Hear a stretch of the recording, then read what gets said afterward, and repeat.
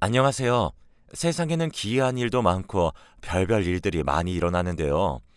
저에게도 이런 일이 일어날 수 있을까 싶을 만큼 참 기가 찬 일들이 많이 있었습니다. 제 주변에서도 인생이 참 고달프다고 말할 만큼의 수준이니 어떤 사연이 있나 궁금하기도 하실 거예요. 우선 저는 30대 초반에 결혼을 했습니다. 그 당시 또래 친구들 중에서도 좀 늦게 결혼을 한 편이었어요. 친구의 소개를 통해서 남편을 만났고 그냥 반듯해 보이는 무슨 일을 하든 여유로워 보이는 성품이 멋있어 보여서 결혼까지 하게 되었어요. 결혼 후에는 딸, 아들 두 자녀를 낳고 보통의 가정처럼 살았습니다. 남편은 총각 시절 붙어 다니던 회사를 계속해서 다니고 있었고 저도 회사를 다니다가 첫째 아이를 낳으면서 일을 그만두었어요. 그때부터는 남편이 벌어오는 돈으로 생활을 했고 사실 그 당시만 해도 아이들에게 들어가는 돈이나 집안에서 크게 써야 하는 것들이 없었기 때문에 남편 혼자 버는 돈으로 생활하기에 충분했습니다. 하지만 문제는 남편의 사고 이후였습니다. 직장을 다니던 남편은 늘 차로 출퇴근을 했었는데 퇴근 후 회식을 하고 온다던 남편은 그날 집으로 오지 못하고 병원으로 퇴근을 하고 말았습니다.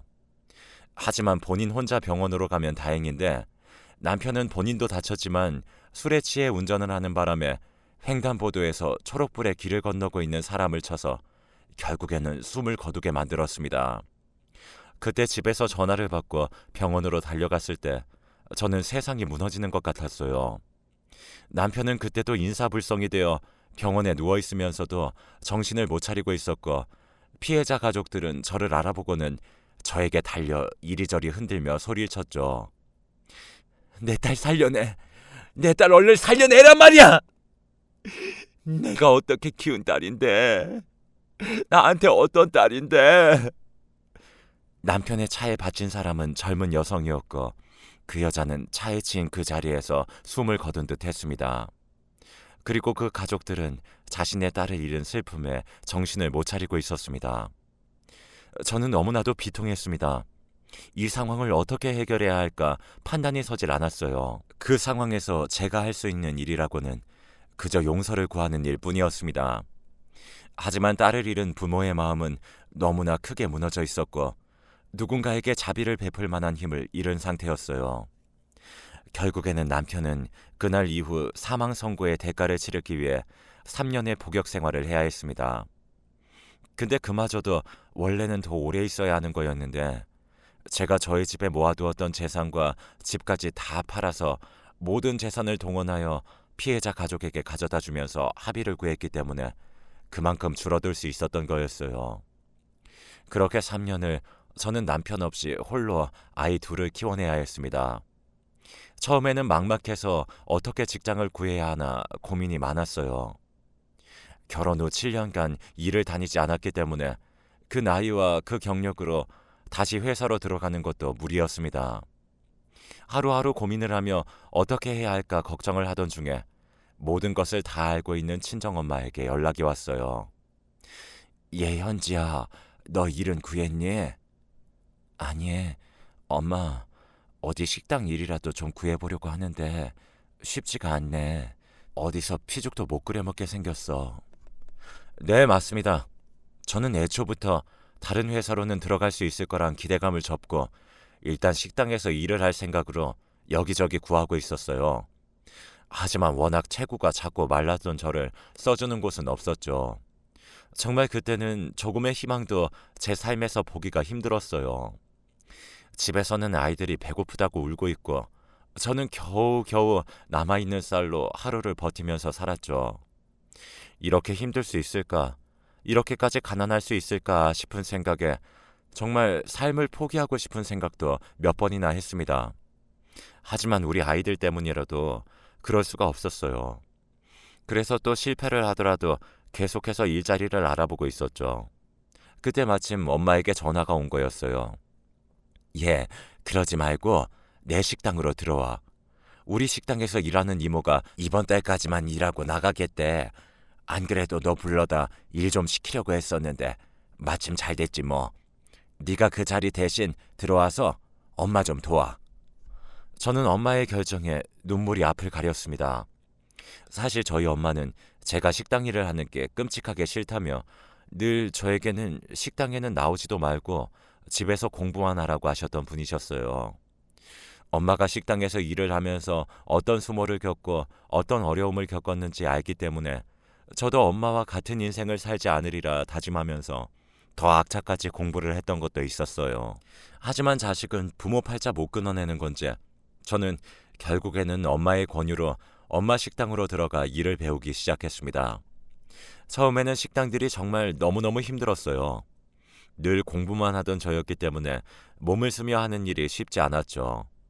그래서 엄마한테 많이 혼나면서 일을 했었어요. 저는 우리 엄마가 이렇게 피도 눈물도 없는 사람이었나 싶을 만큼 식당 일을 하며 모질게 저에게 대하는 엄마에게 서운한 마음을 가지기도 했습니다. 근데 어느 날이었어요. 저는 식당 일을 마치고 아이들이 있는 집으로 퇴근했는데 마침 아이들 저녁거리로 주기 위해 그날 팔고 남은 뼈다귀국을 챙겨오지 않은 것을 알고는 다시 식당으로 갔었습니다. 근데 불이 꺼져 있는 식당에 주방에만 불이 켜진 채 누군가 우는 소리가 들려오는 거예요. 놀랍게도 그 우는 소리의 주인공은 엄마였어요. 무슨 일인지 몰라도 저희 친정엄마가 세상 안쓰럽게 눈물을 흘리고 있는 모습을 볼 수 있었어요. 엄마 왜 그래? 무슨 일이야?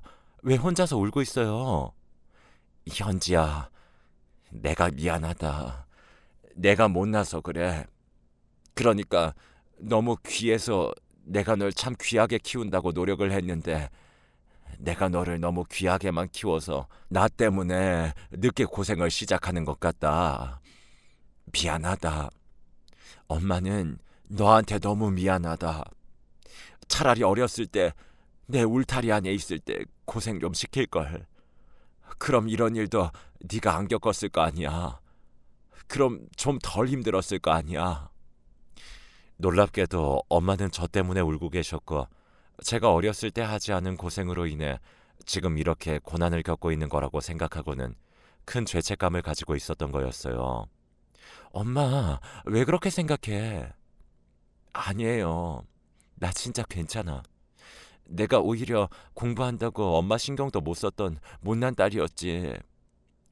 근데 이렇게 고생해보니까 엄마가 얼마나 어렵게 나 키웠는지 알겠어. 그러니 나는 자업자득인 거야. 엄마 탓이 아니에요. 절대로 그렇게 생각하지 마. 오늘 나 때문에 참 속상했지. 근데 힘든 일 안 해본 너를 빨리 적응시키고 강해지게 하려다 보니까 엄마가 좀 모질게 대했어. 미안하다 내 딸. 에이 아니에요. 엄마, 나 솔직히 서운은 했는데 그래도 엄마 마음 다 알지. 다 이해해요. 그러니까 걱정하지 말아요. 그래 그래. 내 딸 앞으로 더 잘 헤쳐나가 보자. 이 엄마가 많이 도와줄게. 한이 많이 맺혀있는 엄마의 눈물을 보는 순간 저도 눈물이 나려고 했지만 꾹 참았어요. 그리고 그때부터는 더 열심히 살려고 노력했어요. 엄마는 그날 이후로 식당에서 더 열심히 일하는 저의 모습을 보면서 해줄 수 있는 건 이것밖에 없다면서 월급을 올려주셨어요. 그리고 애들한테 부족하게 해주지 말라며 때때로 돈을 주시면서 저희의 생계를 남편 대신해서 잘 지켜주셨죠. 하지만 이 모든 상황을 똑같이 겪고 있고 알고 있는 시댁 쪽에서는 어떠한 도움도 받지 못했어요.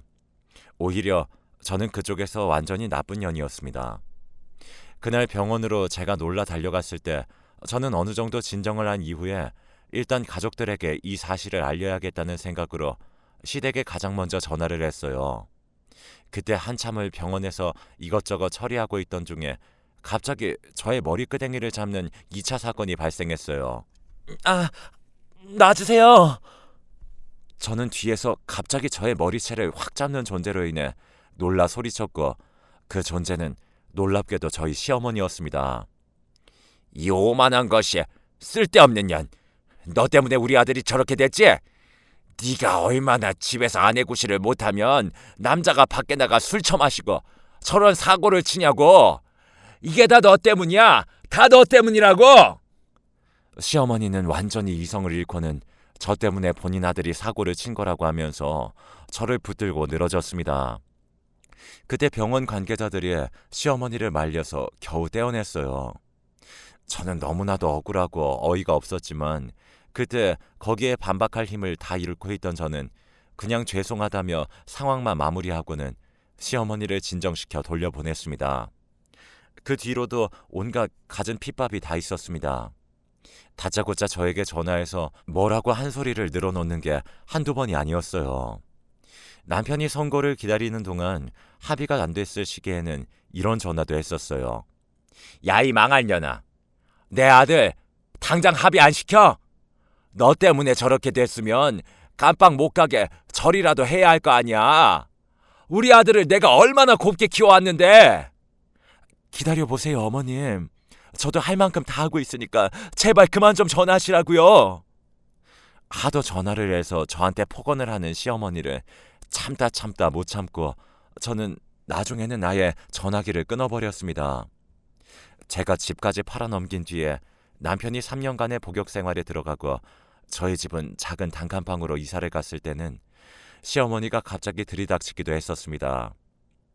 아니, 우리 아들 출소하면 이런 데서 어떻게 살라고 이따위 집을 구해? 이게 사람 사는 집이니? 귀신 안 나오면 다행이겠다. 어머니, 걱정하지 마세요. 그래도 그 정도 돈 끌어모아 합의해서 그 사람 3년 선고 받은 거예요.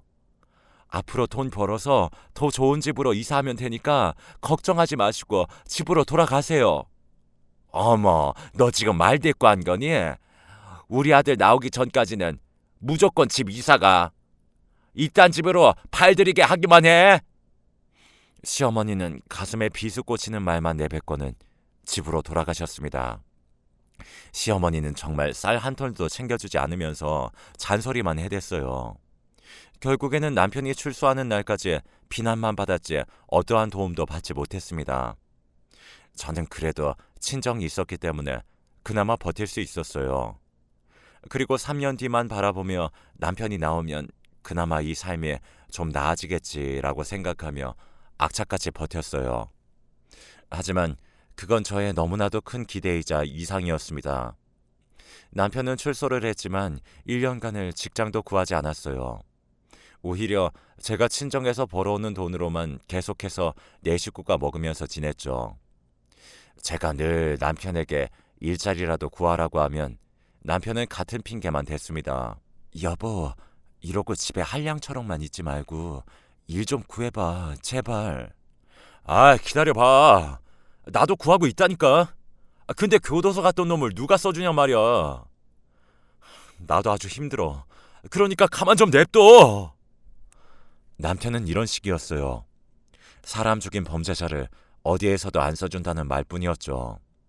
하지만 본인도 힘들어 죽겠다는 남편의 말과는 달리 남편은 오히려 때깔이 점점 더 좋아지기 시작했어요. 일 구하러 나간다는 말로 늘 외출을 하던 남편은 좋은 옷을 밖에서 사입고 얼굴이 점점 더 좋아지고 있었습니다. 저는 어떻게 그럴 수 있나 궁금하던 찰나에 금방 그 단서를 찾을 수 있었어요.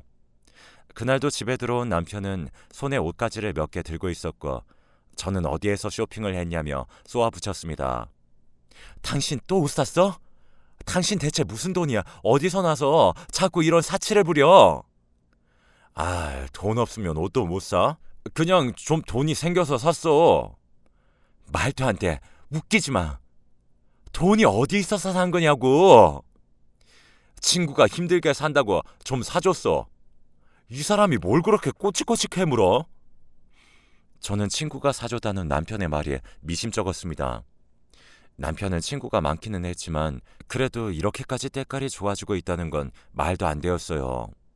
그래서 계속해서 의심을 하고 있을 때 그 이유를 확실하게 알 수 있었습니다. 저희 남편이 출소하고 나서 가끔씩 시어머니가 집으로 찾아왔었습니다.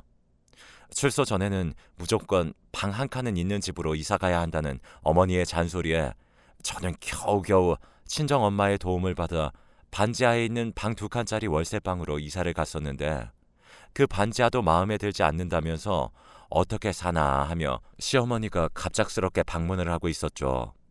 그날도 어김없이 저녁을 준비하고 있었는데 시어머니가 들이닥쳤습니다. 예, 저녁하니? 오늘은 뭐해? 우리 아들 잘 먹여라. 요즘 일 구한다고 계속 밖에 돌아다니는 모양인데 잘 먹어야 힘내서 일을 할 거 아니니. 걱정 마세요, 어머니. 집에서 꼬박꼬박 밥 다 해서 먹이고 있으니까요. 그래, 그래야지. 그런데 우리 아들은 어디 있니? 방에 들어가서 TV 보고 있을 거예요. 들어가 보셔요. 어머니는 오자마자 잔소리를 늘어놓고는 밥 차리는 것도 도와주지 않고 안방에 들어가 TV를 보고 있는 남편에게로 들어가셨어요.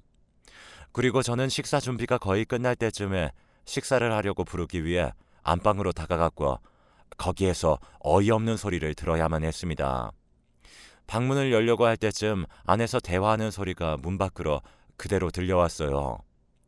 방음이 전혀 되지 않는 나무 문이었기 때문에 정말 생생하게 다 들렸습니다.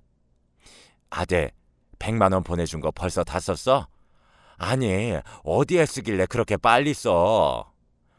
그냥 친구들이랑 밖에서 술 마시고 하다 보면 다 쓰지. 100만 원이 어디 큰 돈이야? 금방 쓴다고 그런 건. 아유, 참 그래도 아껴 쓰지. 그래도 매달 그 돈 보내주니까 좋지. 그 돈 절대로 어디 다른 데 쓰지 말고 꼭 우리 아들만 써. 얼마나 고생 많이 했어. 3년 동안. 어차피 제가 일하고 있으니까 너는 당분간 너만 생각하고 충분히 놀아. 알았지? 걱정하지 마. 그러고 있으니까. 안 그래도 옷 하나 살 때마다 어디서 옷을 산 거냐고 어찌나 쏘아붙이는지 스트레스 받아 죽겠어 아주. 놀랍게도 시어머니는 오로지 본인 아들만을 위해서 100만 원씩을 남편에게 보내고 있었고 남편은 그 받은 돈으로 제 자식들에게 한 푼도 쓰지 않고 오로지 자신만을 위해서 탕진하고 있었어요. 저는 그 사실을 알고는 기가 차기도 하고 너무나도 분하고 억울해 방으로 들어가서 바로 따졌습니다. 어머니, 어떻게 그러실 수가 있어요? 어머니 손자들은 안 보이세요? 쟤들 어릴 때 지 아빠 깜빵 들어가고 주변에서 얼마나 모진 소리를 많이 들었는데요. 저 어린 것들은 보이지도 않고 어머니는 본인 아들만 보이신 거예요? 어떻게 그렇게 이기적이실 수가 있어요? 이거 해도 너무하잖아요. 아니 왜 그러냐? 내가 내 아들한테 용돈 주고 한 건데 네가 무슨 상관이야? 네 자식이야 네가 알아서 키워야지. 나도 내 자식 내가 다 알아서 키운 거야. 이게 분수도 모르는 게 어디서 따지길. 진짜 양심도 없으신 분이네요. 그럼 본인 아들 끝까지 어머니가 책임지세요. 다시 데려가시라고요. 저는 그날 너무 화가 나 제가 차려놓은 밥들을 전부 다 싱크대에 버려버리고는 애들만 데리고 집 밖으로 나와버렸습니다.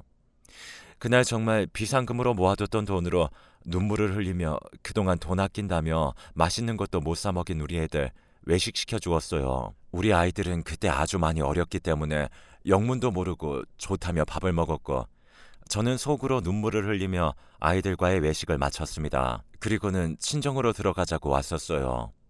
그 뒤로 남편은 조금은 양심이 찔렸는지 밖에서 노가다를 하기 시작했습니다. 어느 정도 정신을 차린 건가 싶었지만 그 노가다도 성실하게 나가는 게 아니라 그냥 본인이 하고 싶을 때 내킬 때만 나가서 일하는 수준이었어요. 집에는 하등 도움이 되질 않았습니다. 게다가 시댁에서도 여전히 그 돈을 받고 있는 듯 했죠. 저는 그날 이후로 상종도 하고 싶지 않아서 그 문제에 대해서는 터치를 하지 않았어요. 그냥 한량 같은 인간이라도 우리 애들한테 아빠라는 울타리가 있어야 한다고 생각을 했기 때문에 꾸역꾸역 붙어 살았습니다. 그 세월이 참 길었네요. 그러다가 저에게 또 하나의 큰 사건이 일어났어요. 추운 겨울에 친정엄마가 뇌출혈로 쓰러지신 거예요. 병원에서 연락을 받고 저는 남편이 병원에 갔다고 한 날보다도 더 눈이 캄캄해진 채로 달려갔습니다. 병원에서도 경과를 지켜봐야겠다고 이야기를 했지만 결국에는 엄마는 뇌병 변장에 2급을 판정받아서 그 뒤로 장애인 생활을 해야 했습니다. 저는 이걸 남편과 시어머니에게도 말했는데 들려오는 소리는 참 가관도 아니었어요. 저희 엄마 장애 2급 판정받았어요. 앞으로는 제가 엄마를 좀 모셔야 할 것 같아요. 그래? 어쩐다니. 고생 많이 하겠는데. 근데 그건 그렇고 여보, 보험금 좀 나오겠는데? 여보, 그걸로 우리 집 이사 좀 가자. 아주 방이 좁고 껴서 못 살겠다니까. 어머, 그러면 되겠다. 요즘은 보험금도 잘 나오던데. 이 둘은 놀랍게도 보험금부터 찾기 시작했어요. 저는 사람 이기적인 거 어디 안 간다는 생각을 하며 큰 소리 쳤습니다. 진짜 끝까지 이기적인 사람들이네요. 우리 엄마 보험금은 꿈도 꾸지 마세요. 절대로 두 사람한테 안 쓸 거니까. 그리고 저는 애들 데리고 엄마 집에서 들어가서 살 테니까 어머니 아들은 어머니가 챙기세요. 저는 이렇게만 해버리고는 곧장 아이들을 데리고 친정엄마 집으로 들어갔습니다. 아버지가 처녀 때 돌아가시고 엄마 혼자 살던 집이라 좀 비좁긴 했지만 그래도 남편과 시모 없는 곳에서 지내는 게 참 평화로웠습니다. 때때로 친정집으로 찾아와서 또 행패를 부리긴 했지만 그래도 저는 저희 엄마한테만 집중하면서 간호를 했어요.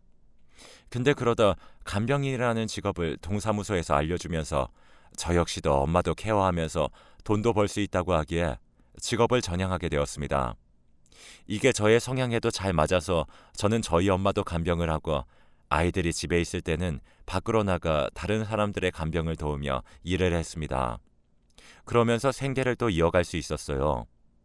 그렇게 열심히 가정도 돌보며 간병인 생활을 해왔는데 어느 날 시댁에 큰일이 벌어지고 말았습니다.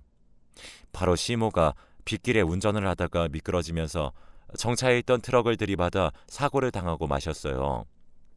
다행히 생명에는 지장은 없었지만 하반신이 마비되어 당분간 재활치료를 해야 되는 상황이 오고 말았어요. 이번에도 남편이 전화를 받지 않아 남편의 동생인 도련님에게 연락이 갔고 그 도련님은 가까이 사는 저에게 연락을 한 거였죠. 하지만 아들만 둘인 집안의 도련님은 나이가 들었는데도 장가를 가지 않고 혼자 살고 있었기 때문에 시어머니를 간병할 만한 사람이 없었습니다. 그때 어머니가 병원에 계실 때 저만 그래도 인간도리는 한다고 병원으로 찾아갔고 남편은 시모가 있는 병원으로는 찾아가지도 않고 있었어요. 결국에는 가족들의 병문안을 거의 받지 못하고 퇴원을 해서 집으로 돌아간 시모를 그날도 제가 모셨습니다. 하지만 저는 딱 거기까지만 할 생각이었어요. 남편에게 다 시킬 생각이었죠. 어차피 하는 일도 없었으니까요. 퇴근을 하고 집으로 돌아온 날 남편은 저에게 진짜 말도 안 되는 말을 했습니다. 당신 간병인 자격이 있으니까 당신이 우리 어머님 모셔. 그래도 당신 시어머니인데 사람 도리는 해야지. 뭐라고? 이 망할 인간이 지금 뭐라고 하는 거야? 당신 우리 엄마 쓰러졌을 때 당신은 어떻게 행동했어? 나 몰라라 했잖아. 근데 나보고 당신 어머니 간병을 하라고? 야, 너 지금 내가 이렇게 됐다고 무시하는 거니? 당분간 재활치료 받으려면 병원도 다녀야 하고 이것저것 생활하다 보면 힘드니까 네가 좀 이제부터 있어줘야겠다. 며느리 좋다는 게 뭐니? 네? 도대체 제가 왜요? 어쩜 사람들이 이렇게 야비하고 양심이 없는 건 모두 다 똑같으세요? 저는 못하니까 돈 주고 간병인을 구하든 뭘 하든 알아서 하세요. 나는 당신 엄마 간병인 못하니까 당신이 당신 엄마 보호자니까 당신이 해. 나는 장애인 간병 못해. 당신 장모님한테 할 만큼 다 했으니까 이제 우리 엄마 좀 간병해. 난 못해. 남편은 거침없이 말을 내뱉었고 이 말에 충격을 받은 시어머니는 그 자리에서 남편에게 화살을 돌렸습니다. 야, 이 나쁜 놈아. 엄마 보고 장애 있는 사람 간병 못한다고? 그게 지금 말이라고 하는 거야? 내가 자식을 잘못 키워도 한참을 잘못 키웠어. 당장 때려쳐. 그만두라고. 나도 너 같은 새끼에 더 키울 생각 없으니까 당장 짐 싸서 나가. 그날은 결국 가족 간의 싸움으로 번졌고 저는 이 둘과는 상종도 하고 싶지 않아 집 밖으로 나와버렸습니다. 남편은 어머니와 싸우다 말고 집 밖으로 나오는 저에게 잔뜩 흥분을 하며 따라 나왔어요. 어디가? 우리 엄마 간병하고 가라고. 어? 내가 왜? 절대 안 해. 네가 해, 이 나쁜 새끼야.